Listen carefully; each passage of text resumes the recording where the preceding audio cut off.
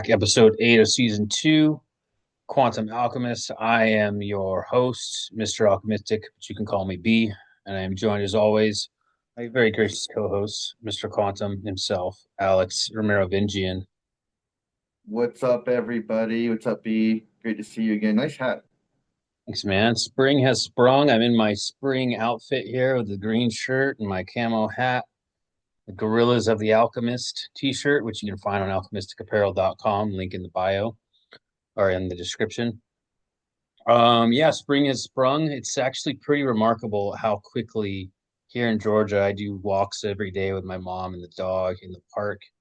This little awesome little forest park not too far from her house. And growing up in LA, we don't really have seasons, right? Like we have hot summer, two mild summers, and cold summer.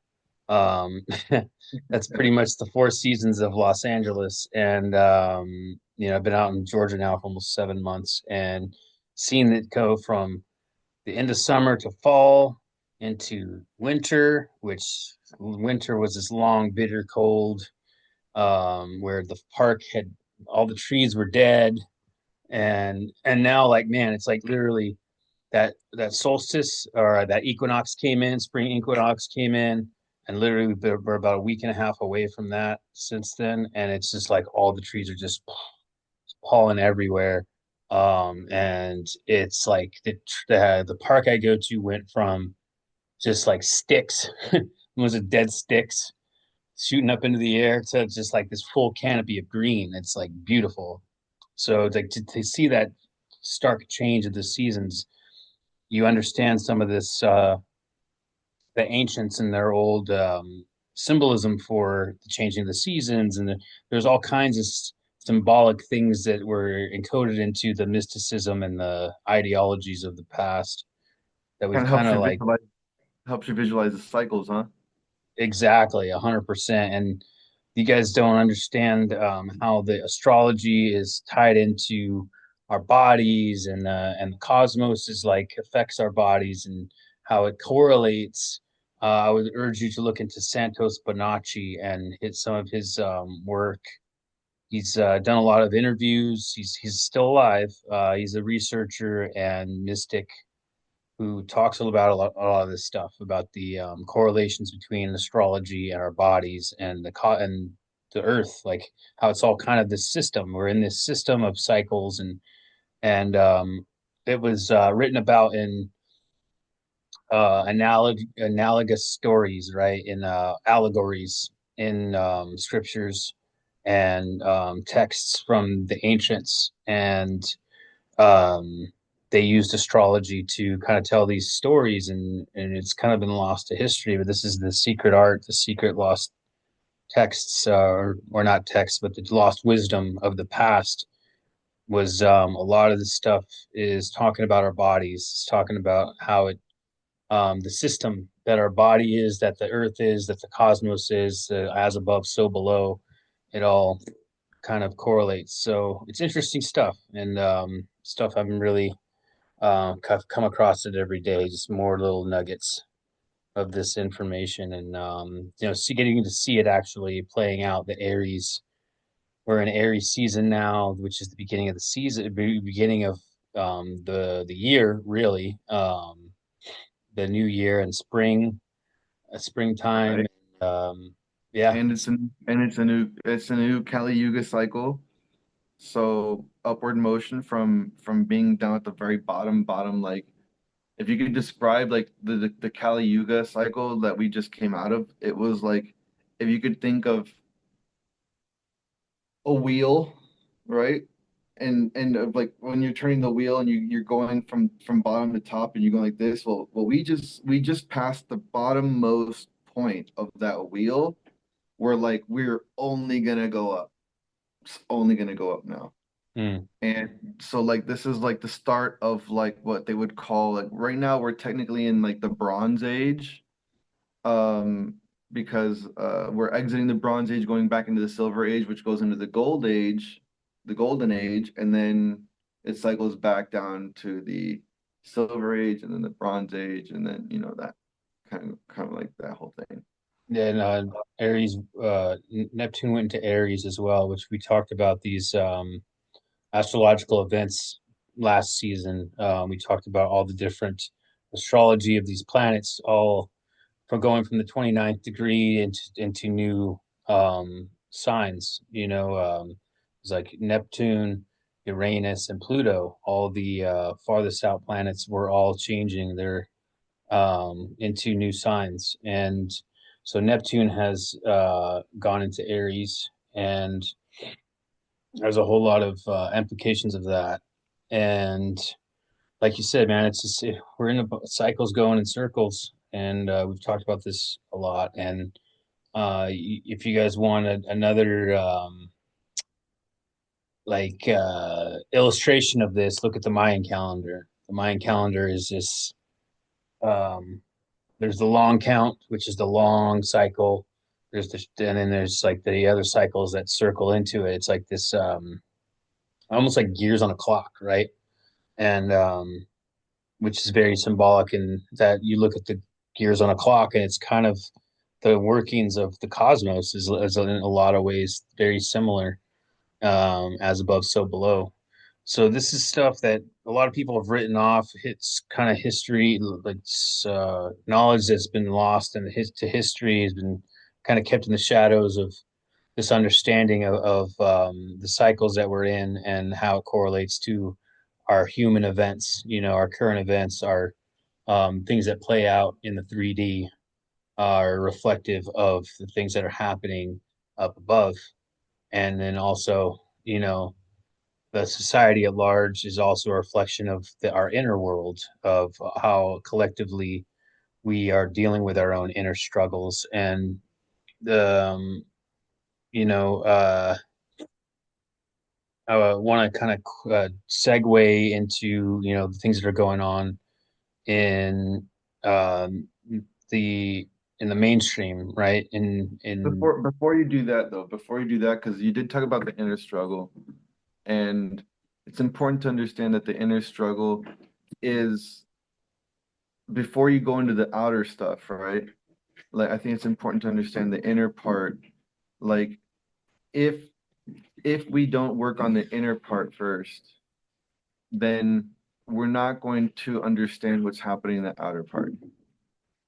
And I think that like again we go back to like this is you know maybe level 9 to trying to understand for people, but um and maybe you know what, just go ahead. I just go ahead because I don't want to confuse anyone. I think that yeah, it's okay. Just go ahead. The mainstream and the inner self. Like how do you correlate those things? the way I see it, man, you're talking about Kali Yuga, and Kali Yuga is a destructive. It's the shortest cycle in Hindu, right? The Hindu way that they view the cosmos, right? It's also very cyclical, much like the Mayans, which a lot of this ancient knowledge, these ancient wisdom from that have predate our modern understanding. They have there's a lot of parallels, right? And that's why people look at stuff like the pyramids all over the world, not just the Gaza pyramids, but or the Giza pyramids, but the pyramids in South America and pyramids in China. There's something that kind of indicates there was a worldwide culture. There was some kind of crossover in the knowledge of the ancients. They all kind of They were all had sun their own. they were all into sun worship. They're all well, yeah, and they're all. It seemed like their knowledge was in communication with each other in some way. Maybe there's some like the Tower of Babel is a story that is kind of used to illustrate the confusion of the languages and how the cultures kind of fragmented off into their own set, because they all had their own language, and then we couldn't communicate anymore. But at some point in the distant past, we had this crossover in our knowledge. We were all kind of knowledgeable about similar things, and maybe we said it in different ways or had different symbolism to illustrate it, different stories to illustrate it. But it's kind of analogous to across the whole board that like we all the ancients were all kind of saying the same thing. And so Kali Yuga. was the most destructive cycle. It was this cycle of destruction and rebirth, right? Like the whole thing gets torn down and built back up again. And we've talked about this in the past. When people who run the world understand this, they know these cycles. They know they saw this age of Aquarius coming. They knew that humanity was going to start awakening to these Yeah. deeper knowledge, the deeper truths that have been hidden from us for Yeah. eons, that we were going to start to awaken. And then that was going to cause a destruction, because what happens when we awaken on a massive scale in a Kali Yuga type of cycle, where people like look around and realize, wait a minute, this isn't how it's supposed to be. We've been taken, we've been had. Who did Mm-hmm. it? And then it becomes, everything comes to surface. The lifting of the veil, the apocalypse, like there's all this correlation. There's all these things that cross over in knowledge and understanding of where we're at with the cosmos, right? The age of Aquarius is the Right. changing of a cycle. Kali Yuga is a cycle.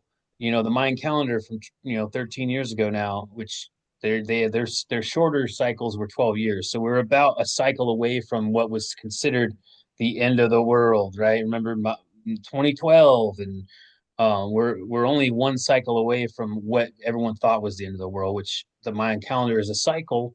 So it wasn't the end of the world; it was the end of a cycle, right? And so, if you really get into these circles going in circles, right? We came to the end of a cycle in the Mayan calendar 12 years ago, 13 years ago, but it's kickstarted a shorter cycle and a new longer cycle, right? If you look at the big circle and the little circle that is Mm-hmm. intertwined, right? So we're coming to the end of the first cycle in the new big cycle of this Mayan calendar. We're coming into this part of the Kali Yuga is switching. We're coming into the age of Aquarius, right? It's like, you guys understand where I'm going with this, right? Mm-hmm. Like, Yep. according to ancient knowledge, all these different iterations of knowledge of different um, cultures saying You basically know, the same thing. It's this can I shift, this big shift, right? can I And explain, can you explain something? Can I explain something in a mathematical sense that just kind of just popped in my head was yeah, if you think of planes in terms of axis, right? We have axis Y, axis Z, or axis Y and axis Z, and then you have axis X. And so what it is when you add that third axis, you create dimension. So if you want to think about it, we're literally shifting dimension. yes, You know, no, that's we're perfect. shifting. Yeah, go The ahead. XYZ axis, right? Looks if you look at it on a two-dimensional plane, XYZ axis, it looks like a Mercedes symbol, right? XYZ axis. And then if you outline it, it's a triangle, right? It's space, time, and matter is the XYZ axis of the 3D dimensional plane. XYZ is space, time, and matter, right? And this is illustrated in the Giza complex with the three pyramids. People don't understand this. It's a reflection. That complex is a reflection of the cosmos, right? And the cycles. It's another illustration of ancient knowledge in our face, telling us certain things about the this plane that we live on, this three-dimensional plane. Um, so all this stuff that I was just kind of setting us up for where we're at culturally, and you know in the mainstream of Donald Trump and this new era that he's bringing in, right? Like this new political era, the golden age, right? Mm, Talked about the bronze and the silver and the golden age. Why did he say the golden age? Because Kali Yuga is leading to the golden age. It's You guys understand, these people that run the world know about energy, and they know about cycles, and they know about human psychology, how it all ties in together, how to trigger you, right? How to trigger you, and how to manipulate this awakening of the age of Aquarius as people are starting to open their eyes. And it's all inclusive. This is not just random stuff. There is no random, there is no coincidences. It's coincidence. all Nope.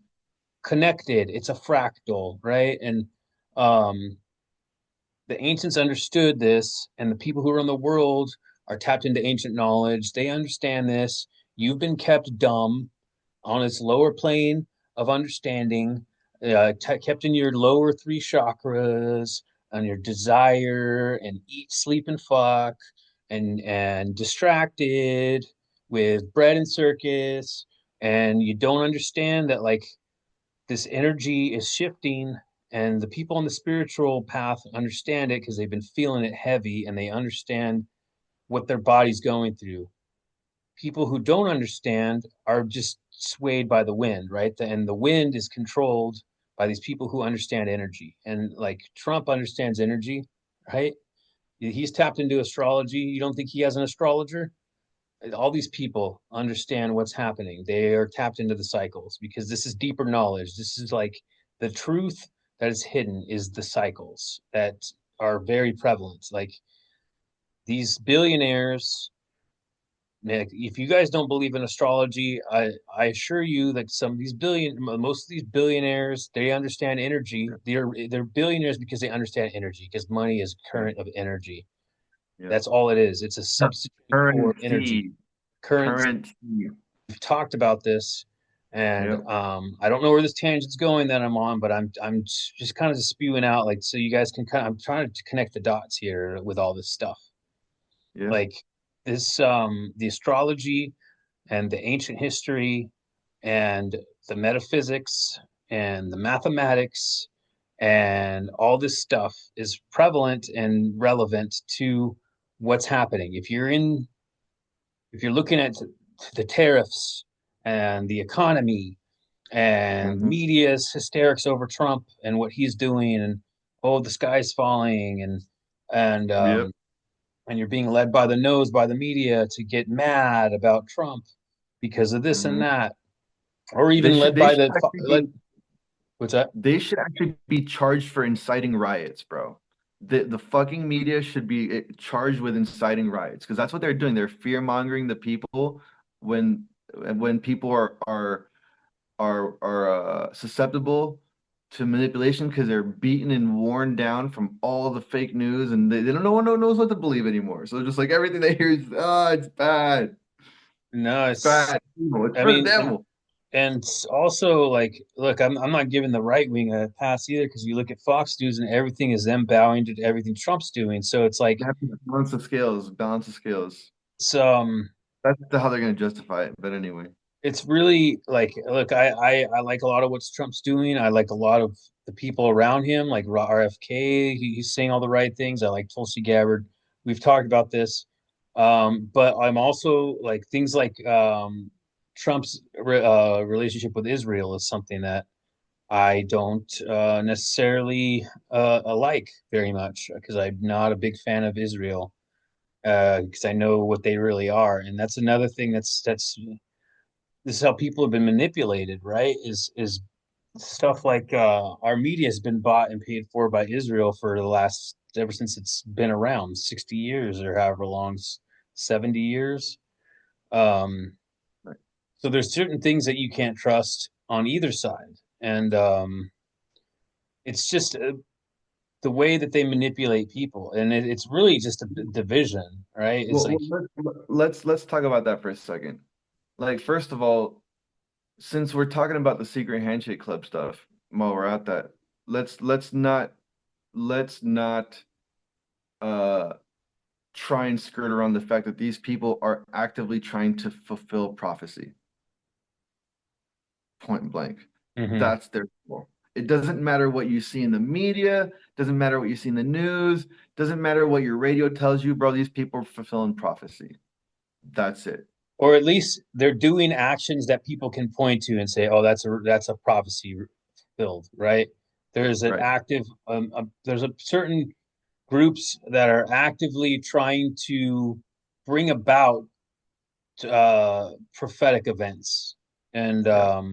so how much of that is actually organic, right? Is that really prophecy being fulfilled, or is it just another part of the okey doke, Well, right? I Is think it? that there's two sides to that, right? I think one side of it is definitely trying to hijack astrology Mm. to try and utilize events in the cosmos as a reason to be able to carry out things here on 3D and Earth and saying, oh, it's because of the stars.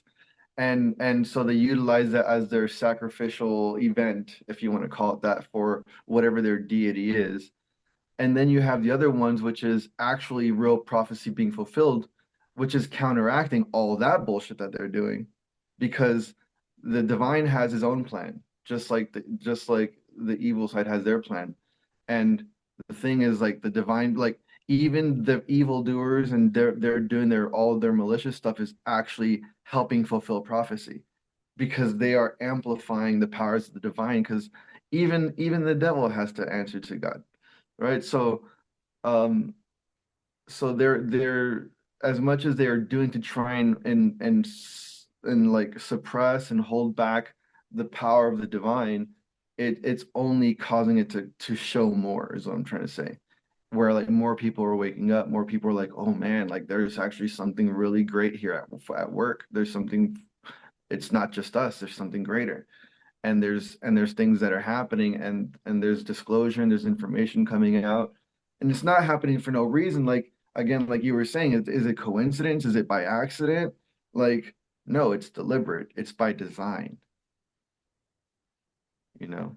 Yeah. Well, I guess there's a certain level of skepticism I have about the people who are deliberately trying to bring about prophecy, because prophecy is supposed to be an organic, it's just you looking at the circles, right? The cycles and the circles going in circles. I feel like prophecy is a certain point where the divine orchestrates something miraculous, right? Something that is beyond explanation, something that's beyond human um, meddling. But when there are actively humans meddling to bring about prophecy, I don't think feel like that's the way that God would bring it about. I feel like that's deception. And I feel like there some of these people, these Jesuits, um, these shady characters that are like, well, let's bring about this on this day because then it looks like it's fulfilling this prophecy. And I think there's a certain amount of hysterics that they're trying to deceive people who are Christians, right? I think there's a deception at play. For example, look at the way that the COVID vaccine was looked at by Christians, right? There We're is gonna have to bleep active that. people, there's active deceivers within the Christian circles calling that the mark of the beast. And what that serves to do, right, is when you have these false prophets, these false preachers, these fake Jesuits, uh, deceiving massive amounts of people, telling them, "Oh, look, this is a fulfillment of the mark of the beast prophecy." Then, when the mark of the beast prophecy really does come about, people will be skeptical, or people will not believe it, or you know what I'm saying. So, like, I think there's a certain amount of deception that is being played out, and I think that the stuff like the Mayan 2012 prophecy is another. Anytime that there is doom and gloomers or people saying, "Oh, this is going to be the end of the world. This is the date," right? And I think anytime that that's that happens, I think that's a stretching there's of the truth, a stretching of the truth, because it wasn't the end of the world, it was the end of an era. So it was a misconception of or a misinterpretation of the truth. yeah, but there's an active amount of deception that is put in when these people like remember in Ghostbusters, right?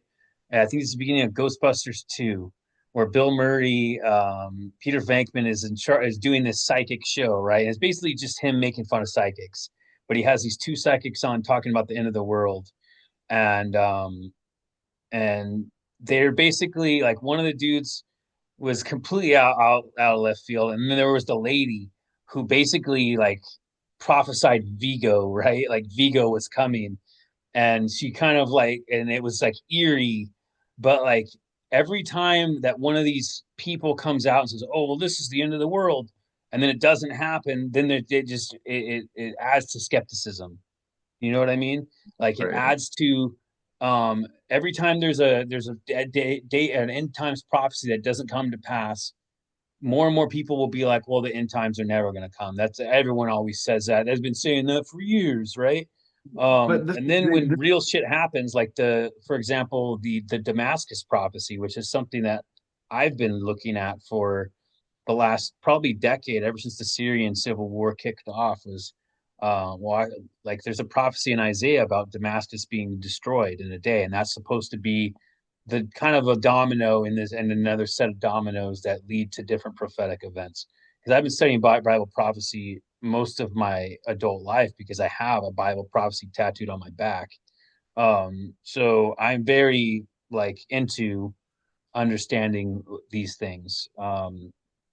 So it's like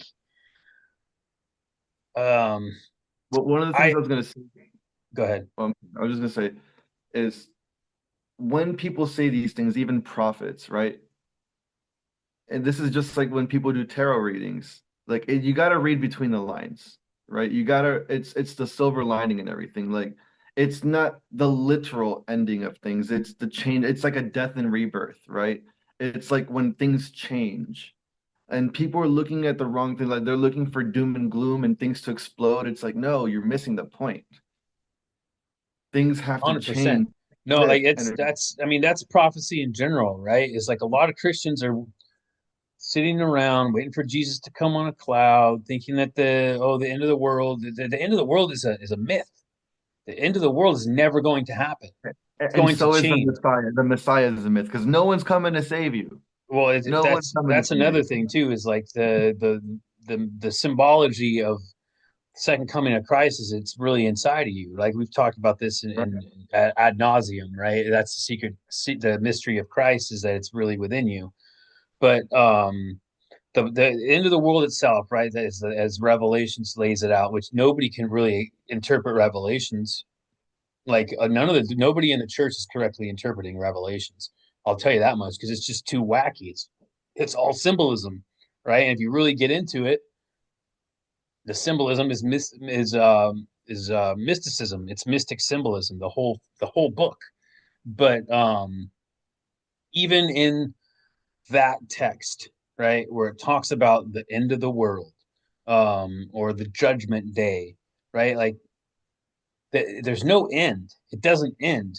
Like the events of Revelation come to pass, and then there's 1,000 years of Christ's reign on earth, and then after that, the devil is The thousand loosed. years of peace, the thousand years of peace, which is the Yes, golden age.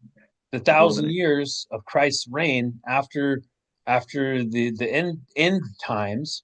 There's 1,000 years of Christ's reign. Then the devil is loosed one more time to deceive again, and then you know what I'm saying. So like even the Christian like concept of the end of time, there is no end of time. It is a fucking myth. And you're if you're sitting around waiting for the end of time because oh everything's so evil, like you're missing the point. Like Yeah. there is no Yeah. end, right? And Right. this is something that I've looked into too, or I've like kind of toyed with in my understanding of like so they say so there's 1,000 year reign of Christ, right? And then the devil is released from his from to deceive again one more time, right?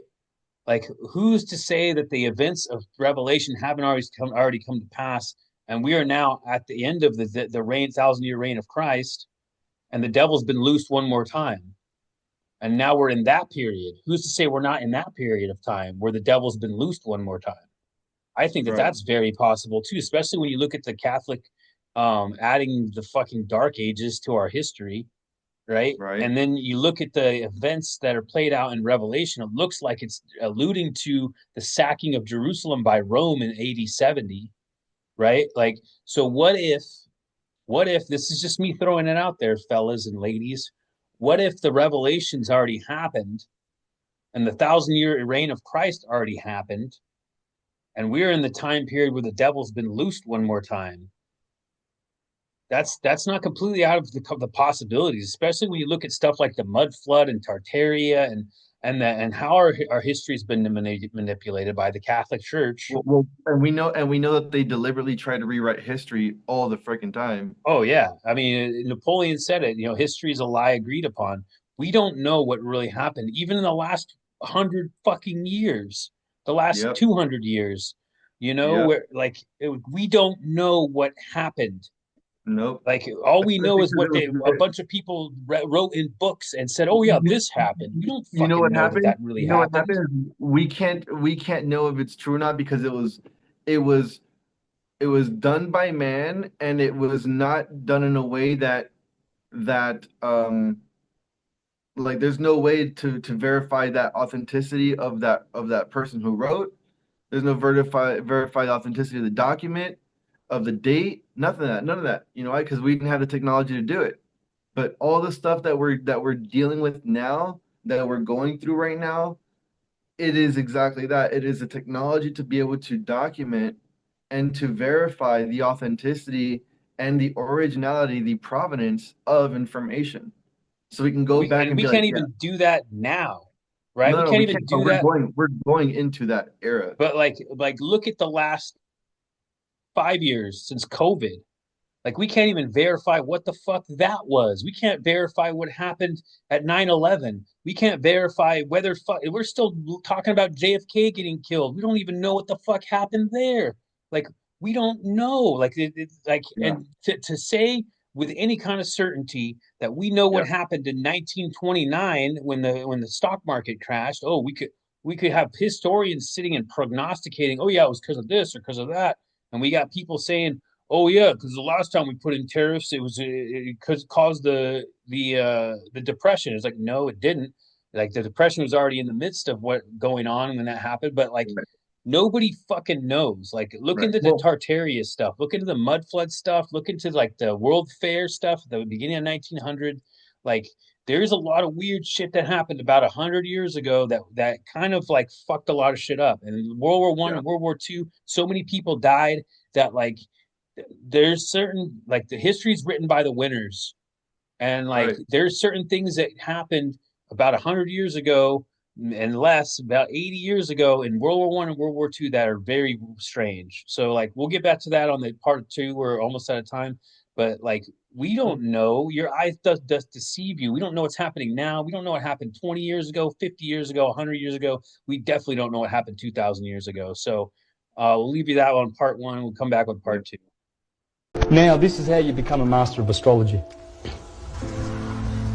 Fire, earth, air, water, fire, earth, air, water. Cardinal, fixed, mutable. Cardinal, fixed, mutable. And I'm saying it for a reason. It's a mantra because once you do this in your mind and remember the solstices and remember the sine wave and remember this circle, everything connects to this. Male, female, etc. Electric, magnetic. Here we put 6 a.m. Here, of course, 12 p.m. Here 6 p.m. and here 12. So we've covered the day and the year. So you see how this is black and light, summer and winter, hot and cold, all the good things that we love and need for life, and all the things that oppose life and give death. Remember, what part of the body is here? The head. There's the neck, there's the two arms, the twins, and so on and so forth. And the feet wrap up, the two fish wrap up here and touch the back of the head. There's the man. All you have to do to have the fundamentals of astrology is those three wheels. The body as below and as above, the two cycles of the day, 6, 12, 6 and 12, equinox, solstice, and you build your knowledge of astrology on those three cycles. And we are back with part two. We left off in part one talking about how you really can't trust anything. Like some of the wisest men in history, if you really look, like believe it was Socrates that said, "The fool doth think himself wise, but the wise man knows that he is a fool." Because basically, what summing it up is like, no matter how much knowledge, this goes to a Rumi quote too, is like we talked about Rumi that there are two that will never be satisfied: a lover of pleasure, a lover of knowledge. Because there's a certain amount of knowledge that you acquire, you get to a certain point and you realize, wait a minute, I know all this stuff, but I really don't know anything. Like, we don't really know anything. Like you can fill your mind up with knowledge, fill your body up with pleasure, and seek, and then you're constantly striving to grab something outside of you, but you don't know. You don't really. None of us really know, right? All we can really do is submit to the will of the divine and understand that there's something deeper going on here. Like the knowledge And just kind of points you to the fact that, like, I like that. You said understand. yeah, Yeah, understand. just come Doesn't matter to how much you understand it. know. Doesn't matter how much you know. It only matters how much you understand of what you know. Yeah. Well, I mean, and just to understand that, like, it doesn't matter how much you know, you're never going to grasp that ultimate truth if you're striving for it. You have to submit to the ultimate truth. You can never grasp God. You have to submit to God. Yeah. And I think that's a battle of the ego, right? Is the ego wants to be like, well, I know all this stuff. Look at all the things I know, right? Like I'm sophisticated and I know all this knowledge and but ultimately, like, you don't know shit. And it's just if you look at just our history, right? And how much bullshit there is packed into our history. Like you can know all the history you want. You can be a history buff and a history major in college and know all these things. But like, how much of that is actually real? Like, how much can you verifiably say that you know 100%? Like, this is what the Romans did, and this is what the Egyptians did, or Unless this is what Hitler did in World War II. You don't fucking know shit. unless you went out to the pyramids yourself with a chisel and a pick and you went out there and you excavated and you were able to read the hieroglyphic text and you were able to decipher it for yourself, like then maybe you have an idea. Otherwise, all you know is what someone else told you in a book. That's all you know.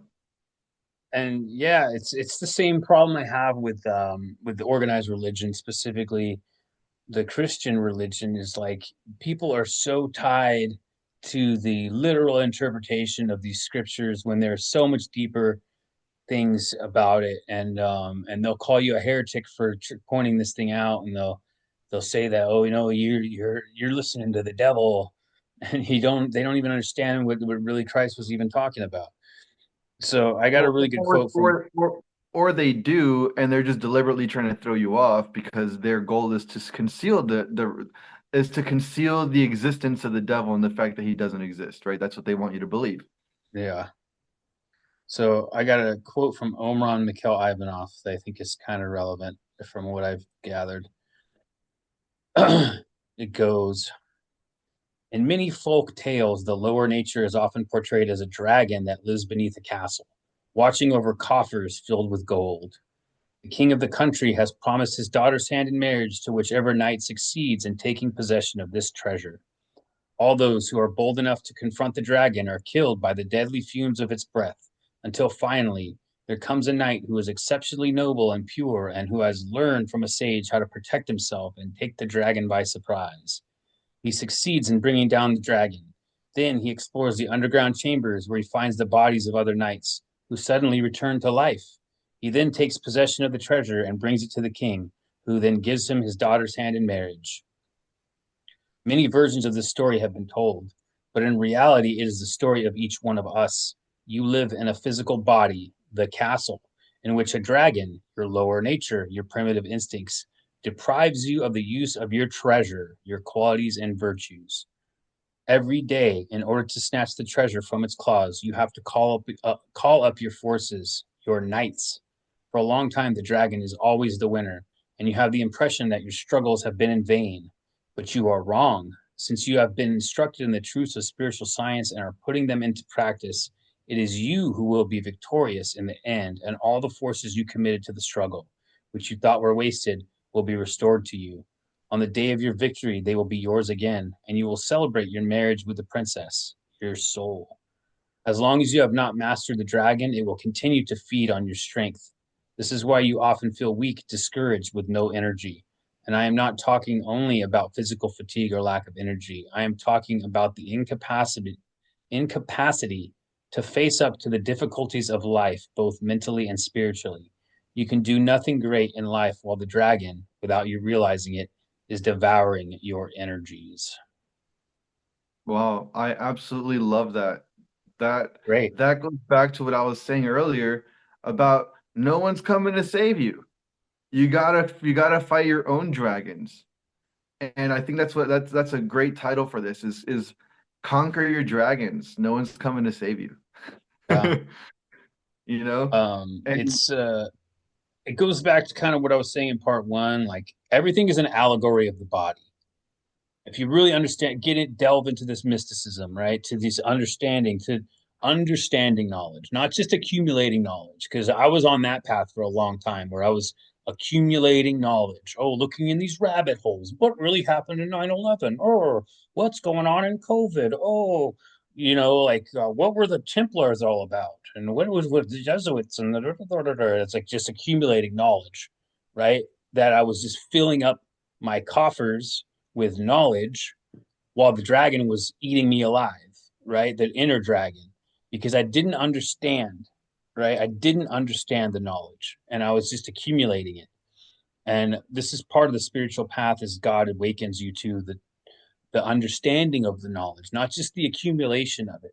And the understanding of the knowledge is that like the stuff with astrology, it's as above, so below. It's a reflection of the inner life, the inner self. You know, this is what these mystics were all talking about. There's a reason why the number seven is very prevalent. The seven chakras, the seven spirits, the seven heavens, the seven planets, right? The seven ancient planets, which um, all these different traditions and cultures. We're talking about the seven visible planets. Like obviously now we know there's more planets, but in the ancient times there were seven planets that they could see. They could track the movements of these seven heavenly bodies, right? And they correlated it with our body and the movements of our mechanisms internally in our spiritual body, right? Like this is what it's trying to attune you to is the fact that there is an existing spiritual body beneath your physical body that interacts with reality, your five senses. We talked about this too. We have this vehicle of experience, which is the body, and we interact with this reality around us with our five senses, and it appears that we are separate from the environment. But when you get into quantum physics, metaphysics, you understand that this environment and us are one, right? And consciousness is one, right? And it's coming from one source. And then, so this is where the spiritual body comes in. When you delve into mysticism, you understand how to activate the spiritual body. This is something I do every morning with my rituals. When I go and I touch the trees, and my mom probably looks at me like I'm crazy when we're walking through the forest and I'm touching it, one tree with my left and one tree with my right. And I'm doing these rituals with the water. I splash water on my face and I put my left hand down under the water when the water's flowing down from the creek. And I put my right hand like this, right? Because this is the receiving hand and this is the giving hand, right? It's energetics, conscious energetics. We've talked about this. You call it magic. I mean, by definition, it is magic what I'm doing when I'm interacting with the elements. I can do it with this flame too. I can do it with this fire, right? Just suck up the energy of the fire into my left hand.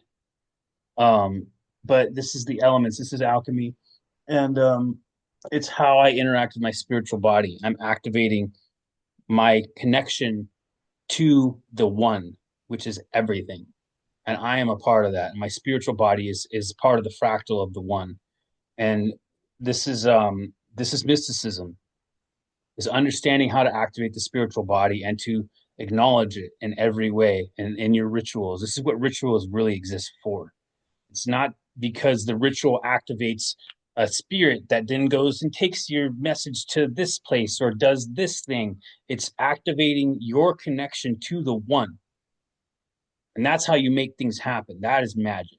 Is like and that's deeper than a lot of these black magicians who think they're summoning spirits and drawing sigils and doing blood magic and that's just separation. That's more of the separation game. Well, The well, we true Go ahead. well, I was gonna say was you have this goes the true magic is you have the will of man and the will of God.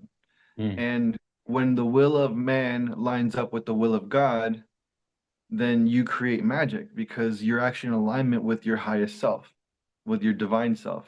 So you Mm-hmm. have when when uh yeah, so it's like the will when your will lines up with his will, then it will happen. That's kind of what, that's kind of the formula I like to give people. Well, and it's that's when you get the princess, right? You defeat use Mario terminology, you defeat Bowser, the dragon, you get the princess, right? It's this is once the veil's lifted, right? You start to see the symbolism everywhere. The symbology is literally everywhere. The hero's journey, right? It's literally in almost every story ever told is the hero's journey. Hero has to go into the dark cave of his fears, right? And has to overcome something, a dragon. You defeat the dragon to get the prize at the end, which is the The love, transformation, the love of his life. the love or the love, or see, it's Right. a cycle, right? It's every story ever told. The Christ story is a part of it too. It's like it's the fool's journey in tarot, right? It's once the veil is lifted, you see it simply, and that it's everywhere. The patterns of the matrix are everywhere, and it's really not that complicated, right? People overcomplicate this shit, and they think it's, oh, I could never understand all this stuff. It's like it's no, it's really simple. All you Right, have to right. do is overcome the dragon, right? The dragon, which is the inner you, the shadow, Right. that's It's telling you actually you're not good the enough, you're not surrender. smart enough, you're too stupid, you're not Right. physically capable, or all the fucking things you tell Or yourself. the surrender of I know it all, I know too much, and this can't possibly be how it is. There's no way. I Yeah. know it. Oh, the Like atheist point of view, right? Is like, oh no, this is it's like, oh no, God, I can't. God doesn't exist. Like that he ego. can't It's like, he can't be in control because I'm in control. I'm in control of my future, my oh destiny. yeah, and when we die, we just go to nothing. Like, come on, bro. Like this shit. It's you ever seen the Klein bottle with the Like what? Klein bottle? It's called a Klein bottle. It's something that's it's hard to explain, but it's like fuck, I wish I could pull. I need to pull it up. I'll put it in between the parts, the Klein bottle. I'll find something, but it's a bottle that kind of uh turns into itself, right? It's like a you see Oh it? wow, never seen that before. Yeah, the Klein bottle, right? That's reality. It's also us. It's a reflection of us, right? It's like the energy, right? It turns into itself. Like you can't distinguish it, the parts from each other, and it's like it's hard to explain, but all of existence is a Klein bottle. There's another illustration of it, right? It's like a spiral that turns into itself and perpetuates itself. It's kind of like the snake eating its own tail, the Ouroboros, right? Yeah, yeah. It's just the reflection of what it is. It's the paradox that we find ourselves in, right?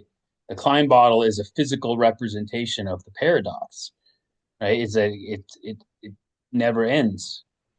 It's Right. uh it's it's just a part of the Socrates point of coming to like I know nothing, right? Like it's like paradox of I'm so intelligent that I realize that I'm stupid, you know? Right. Yes.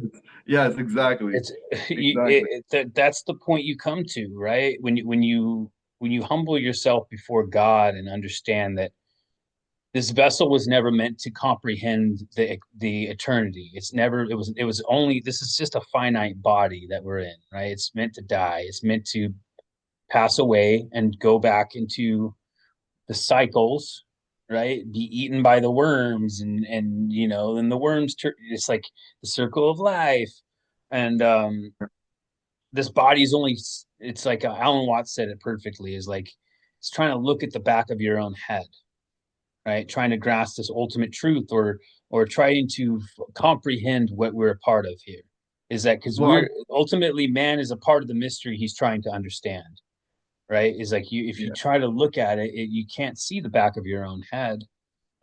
It's like we can't comprehend it to a point where um like I said, we're part of the mystery. We are part of the mystery we're trying to unfold. I forget who it was that quoted that said that, but ultimately that's why we can never come to this place and say, well, this is why I say, people who have the spiritual awakening go, oh wait, I'm God, and it's like, no, you're not God. God is you, and Right. it's understanding that fine line of like God is you, but you can never be God because your physical body cannot comprehend it, and it's like, and that's when you submit yourself to the spiritual body, which is everything.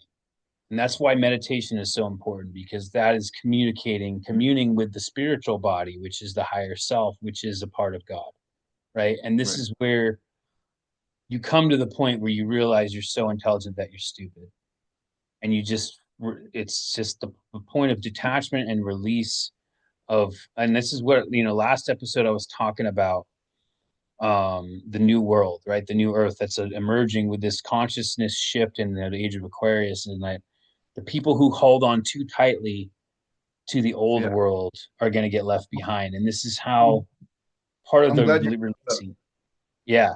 Because I'm that's glad what you brought that up because this is part of like we have right now the tariff thing, and I want to bring it full circle back to the tariff thing because you're right, people don't understand.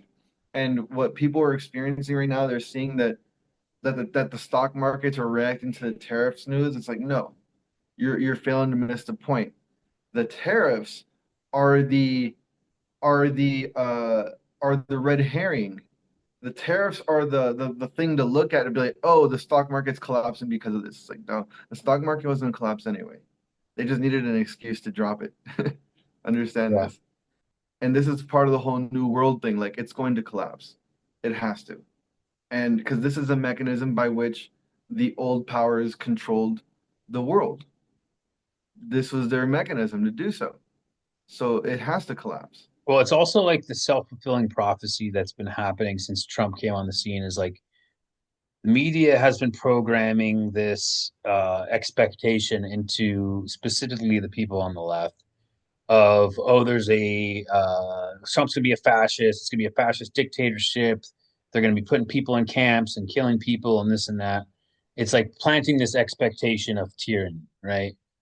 Meanwhile, COVID happened and we literally had fascism before our very eyes that is now still to this day people on the left will refuse to acknowledge the fact that when they were in charge during COVID, it was very fascisty. Like there was a little medical tyranny attempted upon the people. It's attempted to be foisted upon us, this medical tyranny.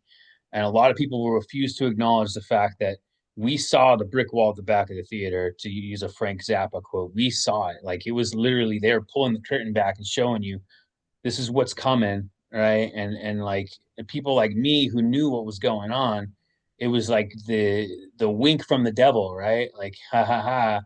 And so many people were so wrapped up in that, right? And not understanding that no, the left is really bringing the fascism, but they've been programming you to believe that it's coming from Trump. So like what I see coming with the tariffs, Misdirection. right? With, Misdirection. what's that? Misdirection. No, yeah, it's what the politicians on the left and and the right in a lot of ways, the neocons, which those two are in bed with each other, right? The left and the neocons from the Bush era, they're all one, right? And basically what they've been doing is prepping you for tyranny. But they this is something I said during COVID was like, during the Bush years, I was ready for tyranny, right? I was ready for like the right wing to come in and turn it all into a fascist dictatorship, like authoritarian Orwellian nightmare during the Bush years. And then Obama came in, and I was thinking, oh yeah, great, we're saved. And then like Obama just completely extended the Bush presidency by another 8 years and did the same shit. And then Trump came along, and I was like, by that point, I'm so disenfranchised with politics and like, okay, this is another part of the puppet show, which I still think Trump is to a certain degree. But Yep. then here comes the left during COVID, and I was like, oh shit, they were getting us looking at the right wing, ready for the uppercut of tyranny from the right wing. And then they came with the left hook during Yep. COVID of like, no, Yep. actually, here comes the tyranny, here comes the fascism from us. When we've been warned, the left was warning us about fascism for the whole Bush era and from Trump. So what I see happening, right, is with Kash Patel in charge of the FBI, with Pam Bondi in the Department of Justice. I feel like there's a reckoning coming for the left wing politicians. I feel like there's a lot of stuff that's about to hit the fan. And then coupled with the tariff stuff and the economy is going to take a tank for the next couple of months as these tariffs play themselves out. And I'll talk more about the tariffs in a minute. But what's going to happen is they're going to start going after these criminals that have been stealing from us. And the left-wing media is going to paint it as here comes fascism, right? So that's going to get all those fucking people marching in the streets for the criminals and thinking that represents like Trump is turning into Hitler, right? Um, I'm just prognosticating based on what I think is happening. I think that it's all been programmed. It's programming, right? It's the programming. It's the self-fulfilling prophecy come alive. It's like they've been waiting so long for Trump to be a fascist that when Trump actually does some good shit, like go after the criminals, they're going to think it's the fascism, right? Right. Back Yep. to the tariffs. Back to the tariffs. The tariffs are going to make it tough for the next couple of months until these countries decide or finally relent and be like, all right, we'll remove our tariffs so you remove yours, which is basically what the tariffs are trying to do. Like Trump is not intending to make these tariffs permanent. What he's trying to do is get the Is countries doth that have kill. tariffs on us to take their tariffs back so Right. that we can start making money. And also, when they take their tariffs back, then we can export our goods into their country, and that will stimulate the economy in a great way for Right. our exporters, right? Our exporters will benefit exponentially from a lack of tariffs because we've been fucked by this basically they're calling Trump saying Trump is initiating a trade war. That's a myth. We've been involved in a trade war for decades now, where the countries around Yeah. the world have taken advantage of the United States and fucked us over on trade. And basically, because they're like, "Oh, you can afford it." That was kind of the idea behind it. Is oh, you Americans can afford to pay extra, right? It's kind of like living in California, right, where you're paying the California tax for everything. Well, we've been paying the America tax on trade for decades. And what Trump is doing, and he's talked about this way back in the 80s, right? You look at old Trump videos, old interviews. He was calling this shit out in the 80s. Like, look, we're fools. We're getting fucked with by the entire world on these trade deals. Like we're fucking idiots for taking these deals. But ultimately, that was by design because we were being run by globalists trying to destroy our sovereignty to bring us Yep. into a global fucking apartheid, like basically, which is what was happening during COVID too. This is peeling back the curtain, guys. And I don't want people thinking, oh, I'm a big Trumper because, like I said, I'm very wary of Trump and his ties to Israel, and um, I think Trump, to a certain degree, whether he knows it or not, is a part of this whole game that's being played on all of us. Um, but this is why Yep. it's really important, especially like a lot. I've seen spiritual people talking about, oh, fascists happening in the United States is like that tells me you're a phony. Like if you are a spiritual person and you're tied into government stuff or media stuff, you're falling for the okey doke. Like you're not awake. Like part of being awake is understanding that everything that happens in the mainstream is an illusion. Yeah. And if you're still like sad about fascism in the United States, like bro, you fell for the okey doke. You got hooked. Like part of this awakening of to the oneness, to that spiritual body I talked about is understanding we're all one and seeing that anything that divides you from that fact is the okey doke. It's the illusion. That's the matrix, right? We're one. Like that's the understanding you need to come to really like break through and get to this point where you're like Christ, right? Or like Buddha or Gandhi or any of these people who have ascended beyond the normal um consciousness and is the understanding of the oneness of like you are your neighbor, you are your brother, you're your brother, you're your sister, you're your mom, you're your friend, you're fucking Hitler. You know what I mean? Like it's part of the consciousness. It's the dragon, right? Like it's all encompassing.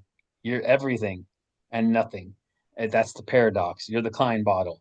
Um, and it's hard. It's hard. It's really hard to come to that knowledge. But it's like goes back to what I said, man. You have to be smart enough to understand you're stupid, and that you will never come to a place where you're going to understand all of it, where all of it's just going to be like, yeah, yeah, I'm if you think that you're God and that you're fucking all knowing, then you're not there yet.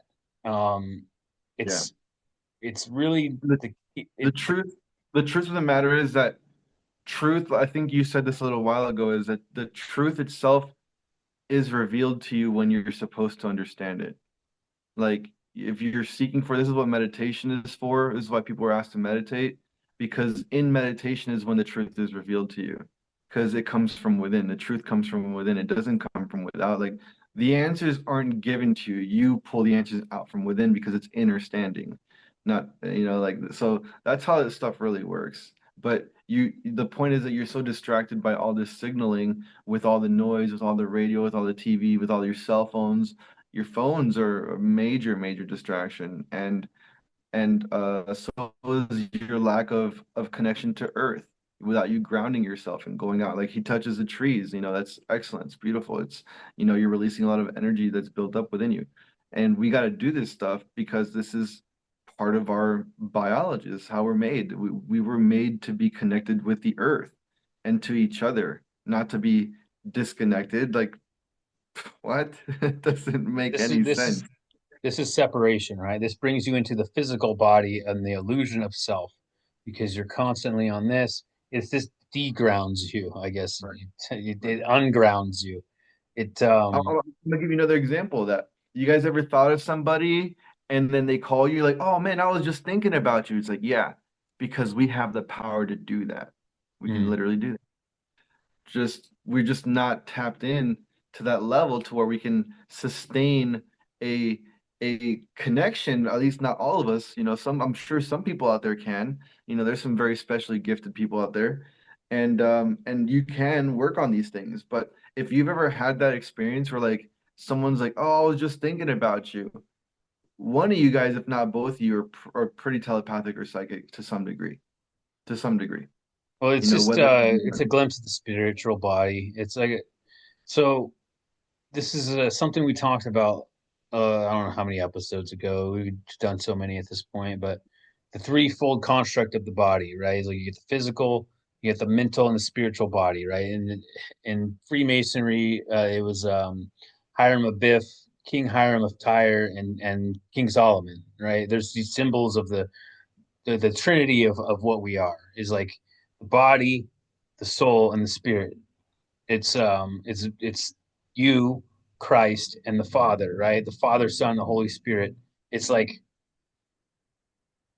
you need to tap into that spiritual body because that is your connection to God, right? It's your go between. You need to as Hiram Abiff, you need to sacrifice the body to connect to King Hiram Tyre, which is Christ, which is the soul, which connects to the spirit, which is God, right? It's like it's threefold construct of what you are, the and narrow path.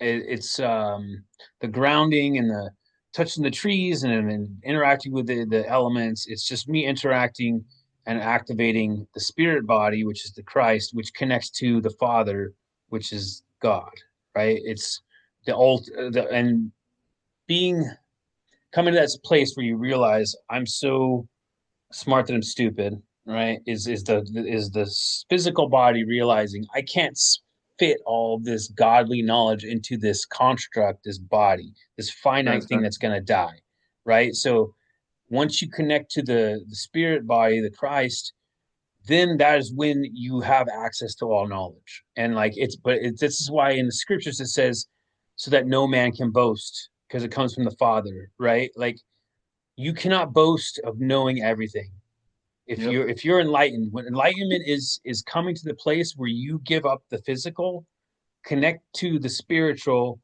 to the soul body that connects to the spirit, and then that's when you know everything. That's when you're enlightened. Is that when you're connected to the divine mind, I you wouldn't even are say know have everything. access. You have Yeah, I wouldn't say access. know everything. You have access to You have information. Yeah. access to the all, right? Yeah. Is you have is you can never fit the all into this thing. You can't fit it into You this would brain, overload, you would into this overload your body. memory. It's Overload your about memory. opening the portal of consciousness to the higher divine mind, which beams it into you. And it's called the down. That's what we call it, a download. Because the like if you look at it from a computer standpoint, right? Your computers memory can only hold so much data, right? So you either need to have a cloud, right, where you tap into a cloud, or you have an external hard drive where you put, you know what I mean? Like, so there's Yep. only so much you can fit into this hard drive, right? And you Yep. have to be able to tap into the higher mind The cloud. to access the cloud, to access that extra data that, and you will never be able to, as an ego, grasp all of it.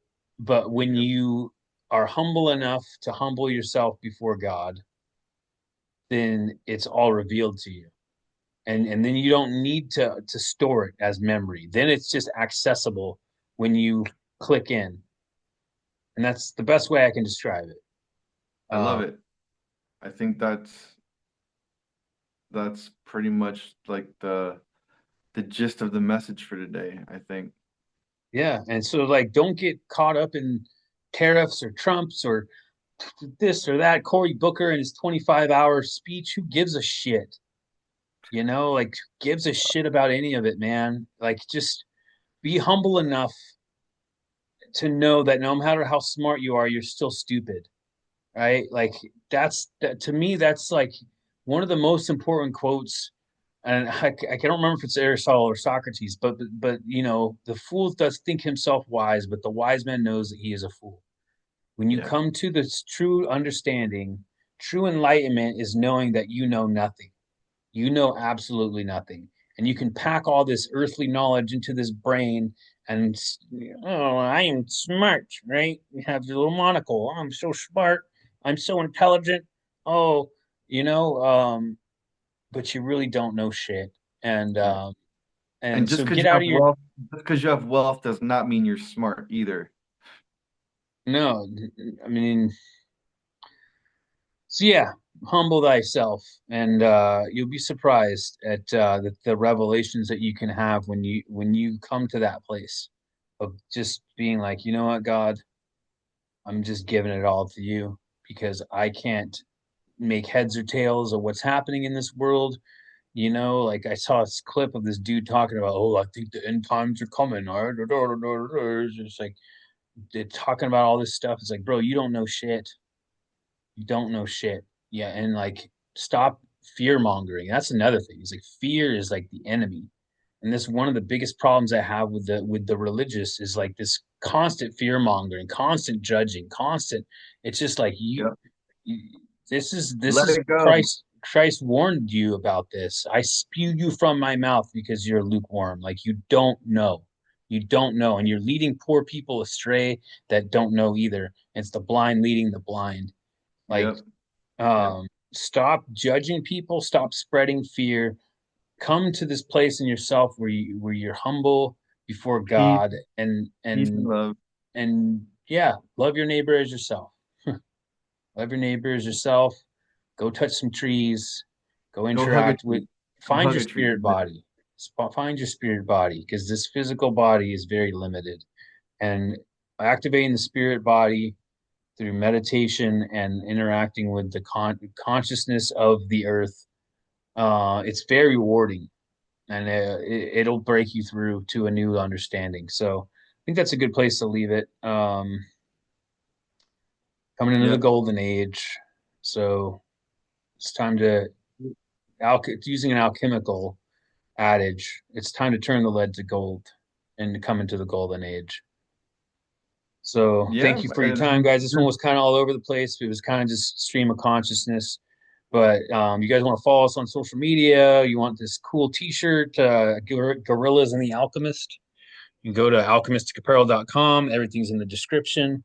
Follow us on social media, and we'll see you next Nice. time. Absolutely, guys. We love you. Love Stay you. tuned for more. This is called Klein bottle.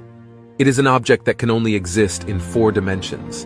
In these 4 spatial dimensions, the neck of the bottle penetrates into the body without even touching it. Thus, it seems like physics is so mathematical, not because we know so much about the physical world, but because we know so little.